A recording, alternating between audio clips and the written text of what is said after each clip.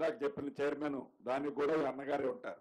Sir Sridhar Babu గారు, అంటే గత ప్రభుత్వంలో దాదాపు 6,000 స్కూల్స్ వరకు కూడా మూతపడ్డ సందర్భం ఉంది.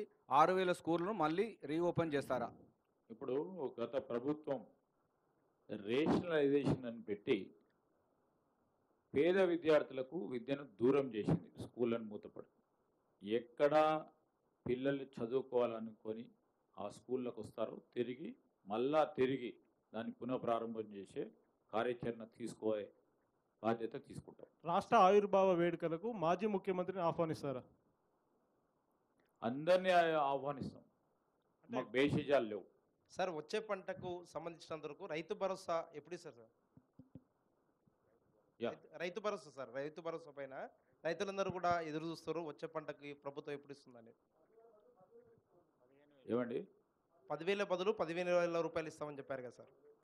దానికి నిబంధనలు చేసుకోవాలా? ఖరీఫ్ పంట రావాలి కదా.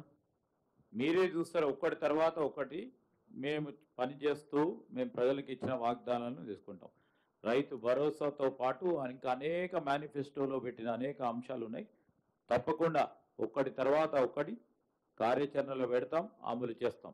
మంత్రి గారు, పంటకు క్వింటాల్కు సంబంధించి అంటే ఒక 40 కిలోల బ్యాగ్కి 4 కిలోల వరకు తరుగు తీసేశారు. అంటే క్వింటాల్కు 10 క్వింటాల వరకు రైతులకు నష్టం జరిగింది. ఎప్పుడు ఈసారి అంటే తరుగు తీసేశారు, 10 కిలోల వరకు నష్టం జరిగింది. దానిపైన ఏమన్నా చర్యలు తీసుకోబోతున్నారు?